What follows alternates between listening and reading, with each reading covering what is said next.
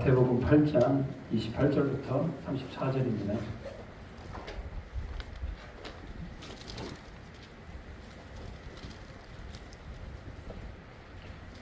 마태복음 8장 28절부터 34절 말씀 같이 한번 읽도록 하겠습니다. 교도갑니다. 28절입니다. 제가 먼저 읽겠습니다. 또 예수께서 건너편 가다라 지방에 가심에 귀신 들린 자 둘이 무덤 사이에서 나와 예수를 만나니 그들은 몹시 사나워 아무도 그 길로 지나갈 수 없을 지경이더라. 이에 그들이 소리질러 이르되 하나님의 아들이여 우리가 당신과 무슨 상관이 있나이까 때가 이르기 전에 우리를 괴롭게 하려고 여기 오셨나이까 하더니 마침 멀리서 많은 돼지떼가 녹고 있는지라. 주님이 예수께 간구하여 이르되 만일 우리를 쫓아내시면 돼지떼에 들여 보내 주소서 하니 그들에게 가라 하시니 귀신들이 나와서 돼지에게로 들어가는지라. 온 때가 비탈로 내리다라 바다에 들어가서 물에서 몰살하거늘 치던 자들이 날아나 시내 들어가 이 모든 이와 귀신 들린 자의 일을 보아니 같이 읽겠습니다. 온 시내가 예수를 만나려고 나갔었고 그 지방에서 떠나시기를 간구하더라. 아멘.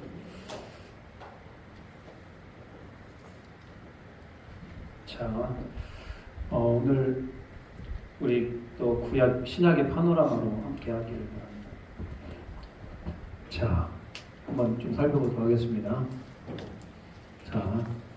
자, 몇 년 동안 침묵기라고요? 400년. 400년. 자, 침묵.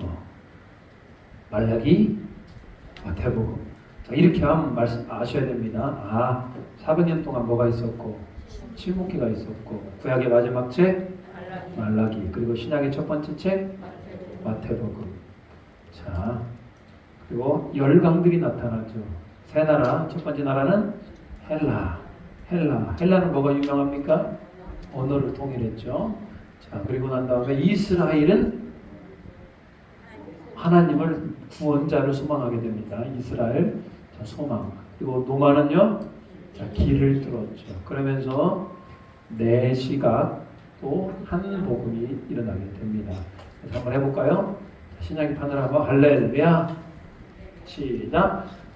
400년 침묵, 말라기, 마태복음, 열강들, 헬라, 언어, 이스라엘, 소망, 로마, 길, 네 시각, 한 복음. 이 정도만 해도 여러분 이제 중간 시대는 다 됐어요. 아시겠죠? 중간 시대는 다 됐습니다. 이제 바닥에 지도를 깔아야죠. 갈릴리 바다는 여기 요단강, 저 뒤에는 사해 바다, 이쪽이 이스라엘 지역입니다. 자,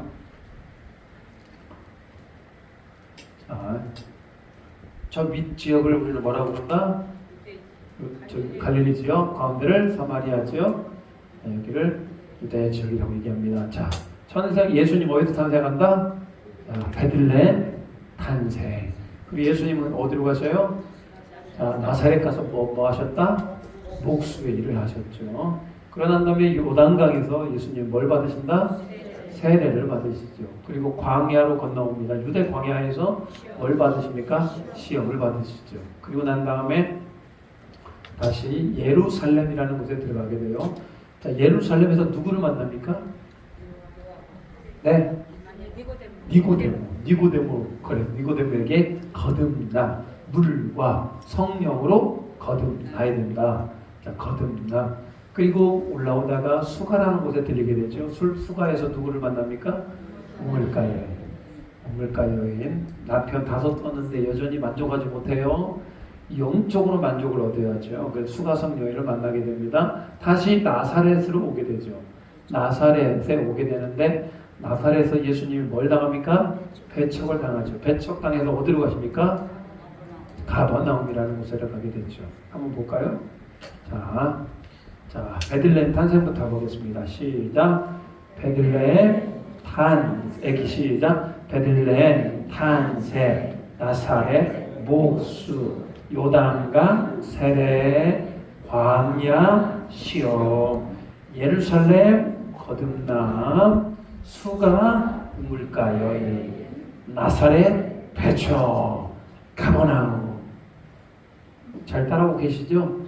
괜찮습니다. 이렇게 반복하다 보면은 다 도움이 됩니다. 자, 가버나움에 와서 예수님께서 8가지 사역을 한다고 얘기를 합니다. 자, 첫 번째가 뭐라고요?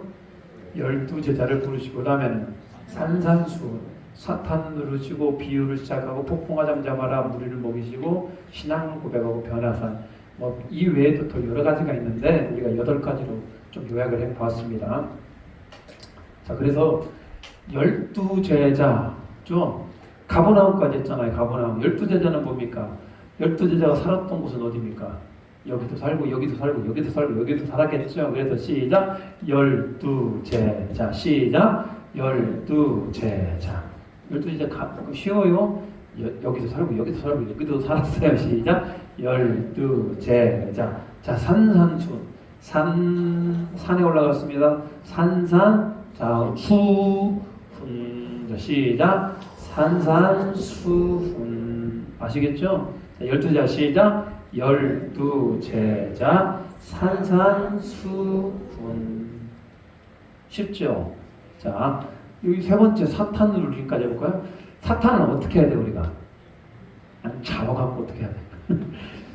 사탄을 시작 사탄을 누르시 잘하셔야 됩니다. 자, 시작 사탄을 누르시. 우리 홍 권사님 잘하시네. 사탄을 누르시. 자, 뭐 하나씩 하루에 한 개씩만 배워가지고. 자, 첫 번째 제자로 부른 제자가 누굽니까? 베드로. 뭘로 불렀습니까? 사람을 낚는 어부. 평생 고기만 낚는 어부에서 이제는 무엇을 낚는 어부로? 사람을 낚는 어부로 변합니다. 사람은 사람을 낚을 때 그렇게 기분이 좋아요. 무슨 말인지 아시겠죠? 한 영혼을 내가 주님 앞에 데려오면 천하를 얻은 것 같아요. 아시겠어요? 그럼 반대로 얘기해 볼게요. 한 영혼이 주님을 떠나갔어. 그럼 어떤 기분이어야 돼요? 정말로 천하를 잃은 기분이어야 돼요. 근데 우리는 너무 쉽게 버릴 때가 많아요. 어쩔 수가 없지. 그거 아니에요. 정말로 한 영혼에 대해서 우리는 소중히 여겨야 된다.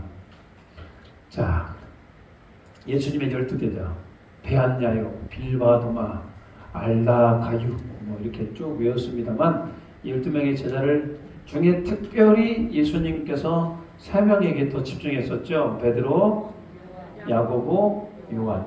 야고보, 요한은 형제간입니다. 근데 이 사람의 별명이 있어. 야고보, 요한을 뭐라고 불렀습니까? 그렇죠. 우레의 아들, 막 그냥 천둥의 아들, 막 그냥 버럭버럭 하는 사람들 있잖아요. 그런 분들하고 여러분 살면은 어떻습니까? 힘들잖아요. 야고보, 요한이 버럭버럭 자라고 이렇게 우레 같은 사람들이었다. 그런데 이 요한이 나중에 무슨 사도로 변합니까? 사랑의 사도로 변하게 되죠. 사람은 변합니까? 안 변합니까? 진짜로 변해요? 근데 왜 이렇게 변화가 더딜까? 이런 생각도 해보게 됩니다. 그런데 여러분 꼭 명심해야 됩니다. 사람은 변하지 않는다. 이 말에 속으면 안 돼요. 변하게 되어 있어요. 이렇게 앞에 서 있는 저는 변한 것을 분명히 있었습니다. 저는 예수님을 알고 난 다음에 저는 변했어요. 여러분도 변하시길 바랍니다. 자, 12제자. 그리고 난 다음에 예수님께서 산에 올라가서 뭐 하신 겁니까? 산산수훈 설교를 했죠. 자, 지난번에는 산산수훈을 1시간 내내 했습니다. 오늘은 딱 요약을 해서 할게요. 딱 이 한 페이지. 자, 산산수훈 한마디로 보면 천국 시민이 어떤 삶을 살아야 될 것인가. 여러분 우리는 천국 시민인 거 아시겠죠? 우리는 어떤 삶을 살아야 될 것인가. 천국 시민이 우리는 8가지 복에 대해서 8복이라고 하잖아요. 그리고 천국 시민은 세상에 무엇이 돼야 된다? 빛과 소금. 빛은 뭡니까? 어둠을 밝게 하는 소금은요 맛을 내는 거잖아. 또 세상을 썩지 않게 하는 이런 기능을 해야 된다는 거죠. 천국 시민은 하나님의 의를 이루어야 된다. 살인, 간음, 이혼, 맹세, 복수, 사랑 등 누구의 뜻대로 해야 된다? 하나님의 뜻대로 해야 된다. 천국 시민의 기본 생활이 있습니다. 구제, 금식, 기도, 재물관, 이웃에 대한 태도, 사람에게 보이지 말고 누구에게 보여야 된다? 하나님 앞에서 보여야 된다. 이런 얘기죠. 그리고 마지막 같이 읽겠습니다. 천국 시민은 먼저 그의 나라와 그의 의를 구하라. 항상 여러분들 우리는 하늘 시민권자, 천국 시민권자답게 살아갈 수 있는 우리 모두가 되길 바랍니다. 여기가까지 해서 이제 산산수훈이고요. 자, 저 사람이 누굴까요? 귀신 들려가지고 누구를 치려고 그래? 예수님을 치려고 그랬죠. 자, 그렇지만 이 귀신 들린 자가 예수님 앞에 어떻게 된다? 치유가 됩니다. 귀신 들린 같은 사람 같이 보입니까? 여러분 인생에 귀신 들린 사람 만나봤어요? 네, 만나본 분도 계시고 자기가 귀신 들렸던 분도 계시고 그럴 겁니다. 사탄에게 눌린 자, 그러니까 여기 쉽게 얘기하면 귀신들에게 사로잡힌 자들에게 특징이 있어요. 제가 6가지로 구체적으로 정리를 좀 해봤습니다. 이런 사람은 보통 귀신에 눌렸다. 첫 번째, 귀신이 우리는 뭘 줄 수 있다? 병을 앓게 합니다. 그래서 여러분 병원에 가도 아프긴 아파. 근데 병원에 가면 뭐라고 얘기해? 정상이래. 나는 아파 죽겠는데. 이런 경우는 거의 뭐가 많다? 귀신들에 눌린 경우들이 상당합니다. 두 번째, 사탄에게 눌린 자 두 번째, 마음속에 뭐가 많다? 근심과 걱정, 불안하고 우울하고. 항상 내 마음이 뭔가 불안합니다. 우울합니다. 그래서 여러분 이런 것 가지고는 정상적으로 예배가 됩니까? 안 됩니까? 예배가 안 되잖아요. 그래서 사탄은 우리 마음에 근심을 주고 우리 마음에 불안하게 하고 또 때로는 왜 그렇게 우울합니까? 우울하게. 그래서 어떻게 합니까? 더 이상 하나님 앞에 집중하지 못하게 이렇게 하는 겁니다. 또 뿐만 아니라 다른 사람에게 뭘 입힌다? 해를 입혀. 자꾸 다른 사람을 공격해. 주로 사탄에게 이렇게 쓰인 사람들은 말 한마디로 해도 사람을 쿡 찔러요. 여러분 말 한마디로 사람을 공격할 수 있잖아요. 쿡 찌르면서 다른 사람들을 공격을 하고 상처를 주는 사람. 이게 바로 뭐다? 다른 사람에게 해를 입힙니다. 오늘 군대 귀신은 그리고 이 거라사 광인들은 진짜로 지나간 사람들을 잡고 해를 입혔습니다. 네 번째, 뭘 방해한다? 영적인 일을 방해한다. 뭔가 좀 영적으로 하나님을 예배하고 하나님을 찬양하려고 하는데 꼭 방해하는 그런 세력들이 있습니다. 다섯 번째, 이걸 깨려면 뭐가 들어가야 되는데? 말씀이 들어가야 되는데 말씀을 듣지 못하게. 귀신 들린 사람들은 하나님의 말씀이 그 안에 들어가야 되는데 말씀을 못 들어요. 못 들어. 말씀이 집중이 안 돼. 그러다 보니까 더욱더 귀신에게 사로잡히게 되죠. 자기의 의지가 아닌 누구에게 끌려다닌다? 사탄에게 끌려다닌다. 근데 여러분 정상적인 사람도 꼭 귀신 들리는 사람이 꼭 이침을 질질 흘리고 그런 사람들이 귀신 들리는 게 아니고 정상적인 사람도 항상 여러분 이런 증상이 나타난다면 그게 바로 사탄에게 눌려있는 겁니다. 하나님의 말씀이 들리지 않아. 하루 종일 예배를 드리는데 자꾸 뭔 생각이 나. 예배를 드리는데 막 불안해. 나는 그러고 싶지 않은데 자꾸 악에게 끌려다닌다. 여러분 그러면 그게 다 귀신 들린 거 아니겠습니까? 자, 그러면 사탄을 누르고 구원하시는 분이 누굽니까? 예수님. 사탄을 누르고 구원하시는 분이 예수다. 자, 오늘 본문에 보면요. 자, 귀신 들린 사람이 나옵니다. 이 사람이 두 사람을 고치게 되는데 이 사람은 무슨 귀신에 들렸다? 군대 귀신. 군대 귀신의 뜻이 뭡니까? 군대는 병사들이 엄청 많잖아요. 그냥 이 사람 안에 귀신이 엄청 많이 때로 막 들어온 겁니다. 귀신이 원래 그래요. 하나로 움직이지 않고 막 때로 무디기로 막 들어갔습니다. 그래가지고 이 사람을 어떻게 한다? 괴롭히기 시작을 하는 겁니다. 이 군대 귀신 들린 자는 아무도 받아주지 않는 거예요. 지나가는 사람들을 해를 입히고 또 제정신이 아니기 때문에, 그러다 보니까 이 사람이 사는 곳은 어디 사이에 살았다? 무덤 사이에 살았습니다. 그리고 지나가는 사람들을 이렇게 때리고 심지어는 이게 쇠사슬로 채워놔도 힘이 괴력이요. 쇠사슬도 뭐한다? 끊어버릴 정도로 괴력을 가졌다. 이 영혼, 군대 귀신 들려가지고 제대로 생활도 못하고 하나님 말씀도 못 듣고 사람들을 괴롭히는 이 영혼, 누가 불쌍히 여깁니까? 예수님이 불쌍히 여기잖아요. 그리고 이 군대 귀신 들린 자를 구원하기 위해서 예수님이 찾아갑니다. 근데 이 군대 귀신 들린 자가 뭐라고 얘기했냐? 29절에 한번 보겠습니다. 29절. 자, 시작. 이게 그들이 소리질러 이르되 하나님의 아들이여 우리가 당신과 무슨 상관이 있나이까? 때가 이르기 전에 우리를 괴롭게 하려고 여기 오셨나이까? 하더니, 이게 누가 하는 말입니까? 귀신 들린 사람이 하는 얘기입니까? 아니면 귀신이 하는 얘기입니까? 귀신이 하는 얘기. 귀신은 뭐같이 알아본다? 귀신같이 알아본다. 귀신은 귀신같이 알아보는 거야. 근데 이 귀신이 예수님한테 뭐라고 얘기합니까? 하나님의 아들이요. 예수님이 누구라는 겁니까? 하나님의 아들이요. 여러분, 이만큼 이스라엘 백성 중에 예수님을 하나님의 아들로 아는 사람이 있었습니까? 없었어요. 심지어 예수님의 제자도 심지어는 예수님을 하나님의 아들로 알기까지는 시간이 좀 걸려요. 지금 이때는 예수님을 하나님의 아들이 아니고 하나님의 사람 정도로 알고 있단 말입니다. 근데 귀신은 정확히 알아요. 뭐로? 하나님의 아들로. 하나님의 아들이 딱 나타나니까 귀신 들린 사람이, 그 귀신이 무서운 거예요. 덜덜덜덜덜덜. 여러분, 우리 믿는 그리스도인들이 갖고 있는 최고의 능력 중 하나가 뭡니까? 우리 앞에서 누가 떤다? 귀신이 떤다. 왜? 우리를 보고 떠는 게 아니고 우리와 함께 하시는 예수님 때문에 떠는 겁니다. 그러니까 여러분, 점집 같은데 어디 귀신 막 이런 하는데 무당 이런 사람들 겁낼 필요 있다 없다? 겁낼 필요 없어요. 그냥 예수 이름으로 그냥 선포하는 겁니다. 이 귀신이 바들바들 떨어요. 그리고 예수님한테 뭐라고 얘기합니까? 왜 나를 괴롭게 합니까? 그리고 난 다음에 나를 어디로 들어가게 해달라? 돼지떼로 들어가게 해달라고 그랬죠.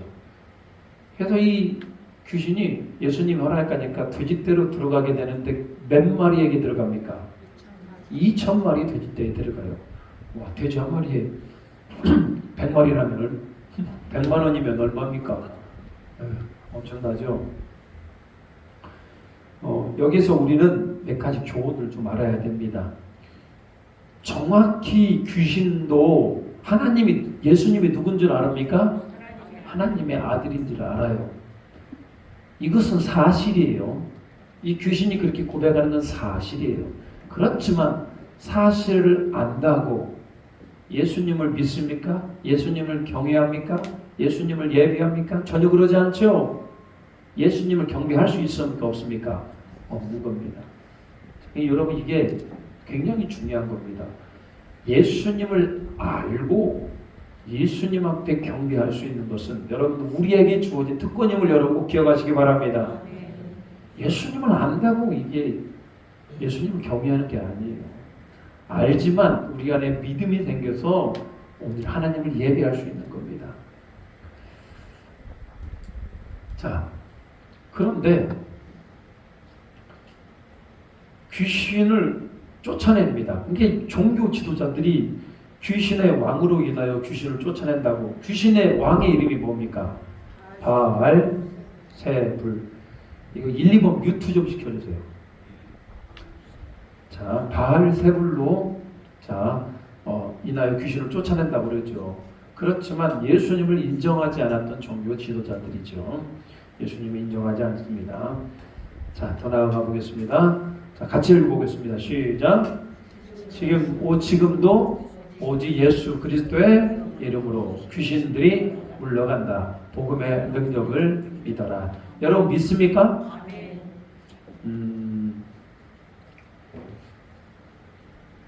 우리 안에 크고 작은 귀신들이 있을 수 있습니다. 왜? 우리는 영적인 세계에 살잖아요. 안 그렇습니까? 우리는 영적인 하나님을 믿잖아요. 그렇지만 영적인 하나님을 못 믿게 하는 악한 세력이 있는 겁니다. 이건 확실합니다. 그 악한 세력이 자꾸 못 믿게, 예수님을 못 믿게 방해하는 거 아니겠습니까? 그리고 사람의 마음에 들어와가지고 우리 마음을 더럽게 합니다.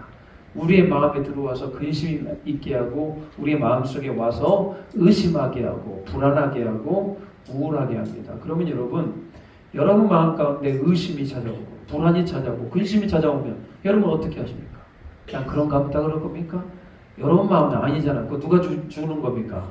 귀신이 주는 거잖아요. 그러니까 여러분 자신을 한번 외치시기 바랍니다. 나는 하나님의 사람이다. 우리 같이 한번 보겠습니다. 나는 예수님의 사람이다. 내 안에 예수님 있으니 예수 이름으로 명하노니 악한 것은 지금 즉시 떠나갈지어다. 누구의 이름으로? 예수 이름으로. 한번 해보시기 바라요. 한번 해보시기 바라는 건 무슨 얘기입니까? 자기가 해보고 받은 증거가 있어야만이 진짜 복음의 능력이 있구나 여러분 경험하는 겁니다. 지금도 여러분 복음의 능력을 믿으시기 바랍니다. 지금도 우리를 무너뜨리기 위해서 얼마나 많은 사탄 마귀가 공격을 합니까? 누구의 이름으로? 예수 이름으로 사탄의 멱살을 잡고 물리시기 바랍니다. 아멘. 자, 사탄을 누르시오. 하나만 더 보겠습니다. 자, 예수님께서 첫 번째로 가버나움 사역의 가장 첫 번째로 뭐 합니까? 12제자 산산수훈 사탄을 누르심까지 했습니다. 하나 더 할게요. 비유 시작이에요. 비유 시작은 간단합니다. 한쪽 눈만 비우면 됩니다. 비유 시작. 네, 한번 좀 이따 정리할게요. 자, 문제 하나 내겠습니다. 예수님께서 그분이 말씀하시는 것 가운데 상당히 많은 비유를 하셨습니다. 특별히 여러분이 생각나는 비유 뭐가 있습니까? 네? 네? 열처녀 비유도 있고요. 달란트 비유도 있고요. 왜? 하여튼 많아요. 그래요. 그러면 그 비유 몇 가지나 될까요? 예수님이 했던 비유는 과연 몇 가지나 될까요? 많을 것 같죠? 10개? 20개? 30개? 40개? 몇 개나 될까요? 오늘 제가 다 찾은 건 아닙니다만 찾아봤더니요 41개요. 그 말은 무슨 얘기였습니까? 예수님은 그분이 설교할 때 유달리 뭘 많이 사용했다? 비유를 그렇게 많이 사용한 겁니다. 그래서 여러분 예수님은 참 비유를 많이 설명하셨구나. 자, 예수 그 당시 타왔던 비유 보겠습니다. 그냥 여러분 저런 비유가 있다고 생각하시면 됩니다. 등경 위에 둥불, 반석에 지은 집, 낡은 옷에 붙인 생배, 낡은 가죽 부대에 담은 세포도, 두 명의 빚진 자의 비유, 표적을 구하는 자의 비유. 쭉 말씀도 다 있어요. 자, 어리석은 부자, 혼인잔치, 지혜로운 청지기, 열매 없는 무화과나무, 씨 뿌리는 자의 비유, 알곡과 가라지 비유, 겨자씨, 누룩 비유, 감추인 보화, 값진 진주, 그물 잃은 양, 무자비한 종, 선한 사마리아, 밤중에 찾아온 친구, 선한 목자, 좁은 문, 큰 잔치, 잃은 양, 10드라크마, 돌아온 탕자, 불의한 청지기, 부사와 나사로, 종의 의무, 불의한 재판관, 바리새인과 세리의 기도, 포도원, 품꾼, 문화비유, 두 아들, 악한 농부. 자, 마지막 혼인잔치 비유, 열처녀 비유, 달란트 비유, 양과 염소 비유, 참 포도나무 비유. 몇 가지나 된다? 41가지. 여기보다 더 있을지는 모르겠어요. 제가 일단 찾은 것이 이 정도입니다. 그렇다면 여러분, 이 비유가 과연 왜 그렇게 예수님은 비유에 대해서 많이 설명했을까? 사람들이 잘 못 알아들으니까. 자, 보세요. 특별히 예수님께서는 천국, 사람들이 천국을 잘 압니까? 모릅니까? 잘 모르잖아. 그래서 여러분, 천국에 대한 비유를 참 많이 합니다. 대표적인 천국 비유는 뭡니까? 감추인 보화. 어떤 사람이 밭에서 뭘 발견합니까? 보화를 발견해요. 그러니까 전 재산을 다 팔아가지고 그 보화 때문에 뭘 사버려? 밭을 사버린다. 이게 무슨 얘기입니까? 이게 천국이라고 하는 보화를 발견하면은 내 모든 것들을 다 포기하고 그걸 통째로 사버리는 만큼 천국은 뭐다? 가치가 있는 곳이다. 뭐 이런 곳이에요. 여러분, 이게 이제 그런 열처녀 비유, 이것도 뭐 일종의 구원 천국의 비유죠. 열처녀가 있었습니다. 근데 5처녀는 깨어 있었고 기름 등불을 준비하고 5처녀는 잠자고 기름 등불을 준비하지 않았죠. 그때 밤늦게 신랑이 왔어요. 그렇지만 누구는 깨어 있는 5처녀는 구원을 받고 깨어 있지 않은 5처녀는 버림을 받게 되죠. 자, 부자와 나사로. 부자는 이 땅에 살면서 떵떵거리며 잘 살았습니다.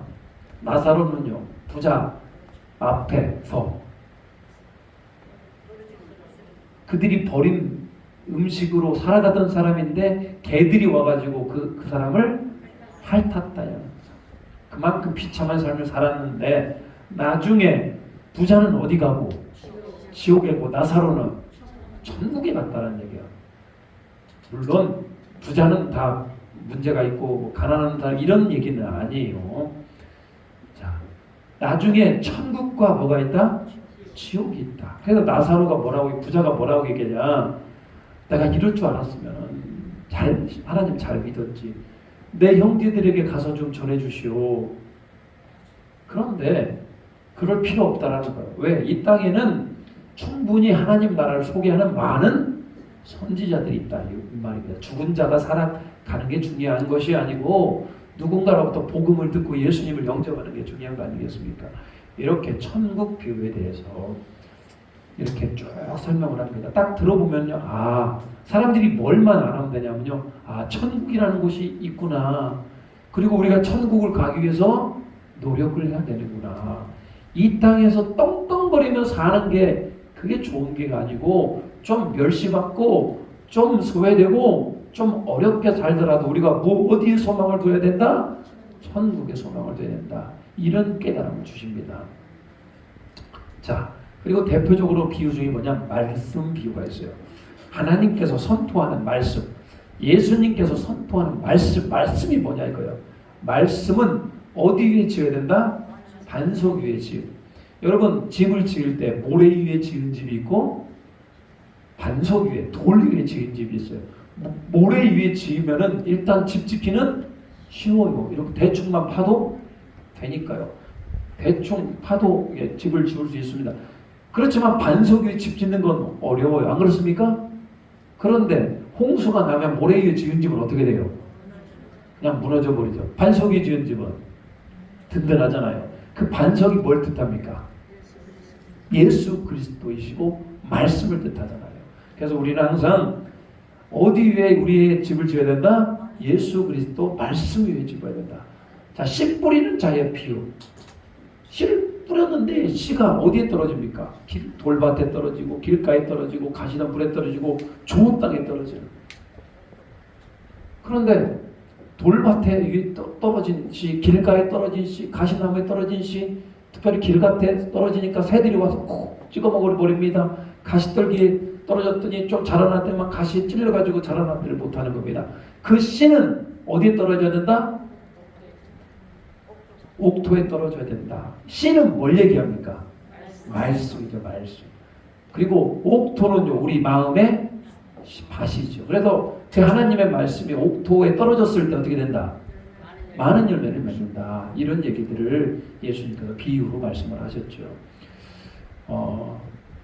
지금은 우리는 너무나 잘 알고 있습니다. 그냥 직접적으로 설교를 하는 게 훨씬 편해요. 오히려 비유하면 더 헷갈려요. 그렇지만 예수님 당시는 많은 사람들이 공부를 안 했고 많은 사람들이 잘 몰랐기 때문에 비유가 반드시 필요했다 이런 얘기죠. 자, 말씀에 대한 비유 아시겠죠? 자, 그리고 난 다음에 자, 기도에 대한 비유를 많이 하십니다. 자, 기도. 이 불의한 재판관 누군지 아시죠? 이 재판관이 뭘 그렇게 좋아해? 돈을 그렇게 좋아해. 이게 재판을 할 때도 다 자기의 마음대로 돈 받고 재판관을 합니다. 그런데 이 불의한 재판관이 앞에 한 여인이 와가지고 자기가 원통한 일을 당했다고 계속 찾아오잖아요. 그러니까 이 불의한 재판관이 뭐야? 귀찮아 죽겠는 거야. 그래가지고 어떻게 합니까? 내가 네 소원을 들어주겠다. 너 뭘 원통하느냐? 이게 뭔 얘기입니까? 비록 불의한 재판관일지라도 계속 와서 간구하면 귀찮아서 그 사람의 청을 뭐한다? 들어준다. 하물며 하나님께서 그의 자녀들이 와서 기도하는 소리를 어떻게 하겠다? 들어주신다 이런 얘기죠. 자, 바리새인하고 세리하고 여러분 누가 더 훌륭한 사람들입니까? 누가 더 훌륭한 사람이에요? 바리새인들 보세요. 일주일에 3번씩 금식하죠. 또 구제하죠. 예배드리죠. 누가 봐도 바리새인들은 칭찬받기 합당한 사람들 아닙니까? 성경 구절 하나라도 다 지켰습니다. 세리는 노마에 비굴하게 자기 백성들의 돈을 뺏어가지고 세금을 바쳤던 게 아니겠습니까? 누가 보더라도 바리새인이 훌륭한 사람인 것 같은데 바리새인은요 일단 나 바리새인이야, 나 하나님 앞에서 든든 열심히 있는 사람이야 라고 날마다 어깨 피고 다니는 사람이고, 세리는요 나 눈물 넣어서 자기 죄를 고백하며 아이고 내가 죄송합니다, 내가 인생을 잘못 살았습니다, 날마다 자기 자신에 대해서 자기 죄를 아는 자. 여러분 바리새인의 기도와 세리의 기도 중에 누구의 기도가 하나님께 들어주시겠습니까? 세리의 기도. 자, 오늘 기도에 대한 교훈이 이럽니다. 이거 말고도 기도에 대한 많은 비유들이 있죠. 하나님은 간청하는 자의 기도를 들어주신다. 근데 여러분 그 기도하는 자세가 뭡니까? 가난한 마음으로, 항상 자신이 부족하다는 마음으로, 하나님이 나에게 은혜를 주셔야 된다는 마음으로 구할 수 있는 우리 모두가 되길 바랍니다. 또 지우는 비유 중에 하나가 뭐냐면 전도 비유. 예수님의 비유를 아까 41가지였습니다만 천국 비유, 말씀 비유, 기도 비유, 또 오늘 지금 전도 비유, 대충 제가 말이 무슨 얘기인지 알겠죠? 여러 가지 많은 비유가 있습니다만 이렇게 테마를 정해보면 또 이렇게 또 이렇게 합쳐지게 됩니다. 자, 잃은 양의 비유. 양이 몇 마리가 있었어요? 100마리가 있어서 한 마리 양이 없어졌네? 이게 보통 그러면 한 마리 양이 없어졌으면 그 양을 어떻게 합니까? 포기하죠. 그리고 99마리의 양을 지킬 거 아닙니까? 그런데 99마리의 양을 놓고 그 한 마리를 찾으러 가시는, 그 한 마리를 찾았더니 그렇게 좋은 거예요. 이게 여러분 그러니까 그 잃은 양 한 마리를 뭐하면, 전도하면 하나님께서 그만큼 기뻐하신 일이다 이런 얘기 아니겠습니까? 여러분 주변에 잃은 양 누구 있습니까? 옛날에는 열심히 신앙생활 했는데 어느 날 갑자기 떠났어요. 주님의 품을 방황하고 있어요. 그 잃은 양 어떻게 합니까? 찾아와야 될 거 아니겠습니까? 그와 비슷한 것이 10드라크마죠. 자기 결혼할 때 신랑에게 10드라크마를 받았어요. 근데 한 드라크마가 없어졌네. 밤새도록 그 드라크마를 찾는 겁니다. 청소하고 찾고 청소하고 찾고 청소하고 찾고 그러다 결국 찾았어. 그러니까 어떻게 합니까? 잔치를 벌이잖아. 잃은 양 한 마리. 자, 마지막으로 돌아온 당자. 큰아들하고 작은아들이 아버지에게 열심히 있었는데 작은아들이 어느 날 오더니 아버지에게 뭐라고 얘기합니까? 자기 어차피 물려줄 재산 미리 물려주십시오. 그래서 작은아들이 아버지의 재산을 가지고 멀리 이국으로 가지 않습니까? 그곳에서 다 재산을 탕진 다 써버려요. 그러다가 돼지들이 먹는 쥐염염래를 먹으면서 내 아버지 집에 돌아가야 될 텐데 라고 해서 그 둘째 아들이 아버지 집으로 돌아옵니다. 이때 아버지가 마을 어귀에서 아들을 기다리고 있어요. 여러분, 성경은 그날만 아버지가 그 마을 어귀에 있었을까요? 매일 거기 있었을까요? 매일 아들이 돌아오기를 기다리고 있는 거예요. 이제 올까나 저제 올까나. 이것이 누구의 마음입니까? 하나님 아버지의 마음이죠. 그리고 저 아들이 돌아오니까요, 맨발로 뛰어가서 안아주고 금가락지를 끼워주면서 잔치를 베풀어 주잖아요. 이게 바로 하나님께서 잃은 양이 돌아오는 것을 그만큼 기뻐하신다. 네, 여러분, 언제가 그렇게 기쁩니까? 이렇게 교회 한 사람이라도 우리 교회에 오면은 그렇게 기쁨이 있는 거예요. 기쁨이 있는 거. 여러분 기쁘십니까? 지난주에도 5명을 보내주시고 또 오늘도 1명의 영혼을 보내주셨어요. 참, 너무 기쁜 일이에요. 눈물 나는 일이고 어떻게 하나님께서 그 영혼들을 우리 가운데 보내주셨는가. 자, 여러분 주변에 그 잃은 양에 대해서 여러분 항상 기도하시면서 그 하나님의 마음으로 접근하시기 바랍니다. 아멘. 자, 그 다음에 그리스도의 삶에 대해서 도대체 어떤 것이 그리스도의 삶인가. 자, 좁은 문. 세상에는 넓은 문과 좁은 문이 있어요. 많은 사람들은 다 어디로 가려고 합니까? 넓은 문. 좁은 길, 넓은 길이 있으면 넓은 길로 가죠. 근데 예수 그리스도를 믿는 사람은 어디 길로 가야 된다? 좁은 문으로 가야 된다. 좁은 문은 결론적으로 얘기하면 누구 안에 사는 삶? 예수님 안에 사는 삶. 맞죠? 예수님이 그 다음에 말씀 안에 사는 삶. 그래서 우리는 여러분 그리스도인들이잖아요. 좁은 문, 예수님이 나와 함께 동행하는 삶을 사셔야 됩니다. 그와 비슷하게요, 열매 없는 나무 어떻게 합니까? 열매 없는 무화과 나무가 저주를 받게 되죠. 여러분의 삶 가운데 열매 없는 분도 계실 겁니다. 열매가 없을 수 있잖아요. 열매가 없는 분들은 뭐가 일어난다? 나중에 주님의 심판을 받게 될 겁니다. 그래서 여러분, 우리는 항상 열매 없는 자가 되지 않기 위해서 준비하는 자가 되어야 됩니다. 마지막으로 선한 사마리아의 비유. 어렵고 힘든 자가 있으면 여러분, 우리 어떻게 해야 됩니까? 어렵고 힘든 자가 있으면 어떻게 해야 돼요? 도와줘야 되는 게 우리의 여러분 의무인 겁니다. 이것이 바로 뭐다? 이웃사랑이다. 우리는 도움을 받기도 합니다만 때로는 도움을 주기도 해야 돼요. 자, 도움은 주기도 하고 받는 것이에요. 어떤 분들은 도움 받는 것도 대단히 싫어하는 분도 계셔요. 도움 받는 것도 필요합니다. 왜? 우리는 형제이기 때문에 어렵고 힘들 때 도움도 받아야 됩니다만 또 어려운 사람들을 향해 우리도 함께 우리 것들 나누면서 도와주어야 되는 것. 이게 바로 뭐다? 그리스도의 삶이다. 이런 얘기죠. 자, 오늘 자, 마지막으로 예수님은 예수님 자신을 뭐로 표현했느냐? 나는 뭐다? 참 포도나무요. 자, 나는 부활이요 생명이다. 자, 다음에 나는 길과 진리와 생명이다. 나는 양의 문이다. 나는 선한 목자다라고 예수님 스스로에 대해서 이렇게 비유로 표현하였습니다. 자, 오늘 제가 여러 가지 비유의 사건들을 많이 나열을 해드렸어요. 그냥 간단히 생각하시면 됩니다. 아, 사람들이 잘 못 알아들으니까 예수님께서 뭘로 설명하셨다?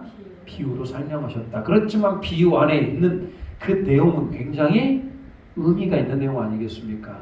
자, 오늘 항상 우리는 천국을 소망하시기 바랍니다. 말씀과 기도로 깨어있고 전도의 삶, 특별히 그리스도의 삶을 살 수 있는 저와 여러분 되시기를 주님의 이름으로 축복합니다. 우리 같이 한번 기도합니다. 하나님, 오늘 예수님의 그 가르침에 따라서 날마다 천국을 사랑하며 소망하며 특별히 말씀과 기도와 전도의 찬양의 삶을 살아갈 수 있도록 도와주시라고 기도합니다. 주여, 아버지 하나님 오늘도 은혜 주심을 감사드립니다. 날마다 하나님의 은혜와 은총과 평강이 넘쳐나게 주님 붙들어 주시고 은혜와 진리 가운데 살아갈 수 있도록 주님 도와주시옵소서. 하나님 우리는 하나님을 더욱더 경배하는 자가 되기를 소망합니다. 오늘 비유로부터 여러 가지 것들을 배우게 됩니다. 우리가 천국을 소망하는 자가 되게 하시고 말씀과 기도와 찬양과 전도로 깨어있게 하시고 그리스도인의 올바른 삶을 살아가게 하여 주시고 하나님 좁은 문 좁은 길로 가게 하여 주시고 하나님과 예수 그리스도와 동행하는 삶이 될 수 있도록 주님 도와주시옵소서. 날마다 은혜와 평강이 넘쳐나는 우리 모두가 되기를 소망합니다. 오늘도 한번 살아계신 하나님을 경배합니다. 우리 가운데 날마다 충만케 하여 주시옵소서. 하나님 오늘 귀한 오후 예배 가운데 또 신약의 파노라마로 예수님의 일대기를 살펴보게 하심을 감사드립니다. 가버나움에서 12제자를 부르시고 성산 설교를 하시고 사탄을 누르시고 오늘 또 비유로서 우리에게 교훈을 주심을 감사드립니다. 하나님 우리 안에 모든 악한 것들이 있습니다. 예수 그리스도 이름으로 악한 것을 물리치게 하여 주시고 승리할 수 있도록 주님 도와주시옵소서. 하나님 천국을 소망하며 말씀과 기도와 또 찬양으로 깨어있게 하시고 전도의 삶을 살게 하시고 그리스도의 빛과 소금이 되는 우리 모두가 되기를 소망합니다. 돌아가는 발걸음도 은혜 가운데 지켜주시옵소서. 감사와 존귀 올려드립니다. 특별히 세교우들을 이 교회에 보내주심을 감사드립니다. 정착 잘하게 하시고 그리스도의 장성한 분량으로 성장하게 하여 주시고 우리 에덴 장로교회 더욱더 좋은 교회 하나님 기뻐하는 교회가 될 수 있도록 도와주시옵소서. 감사하며 예수님의 이름으로 기도 올리옵나이다. 아멘. 하늘에 계신 우리 아버지의 이름을 거룩하게 하시며 아버지의 나라가 오게 하시며 아버지의 뜻이 하늘에서와 같이 땅에서도 이루어지게 하소서. 오늘 우리에게 일용할 양식을 주시고 우리가 우리에게 잘못한 사람을 용서해 준 것 같이 우리 죄를 용서해 주시고 우리를 시험에 빠지지 않게 하시고 악에서 구하소서. 나라와 권능과 영광이 영원히 아버지의 것입니다. 아멘.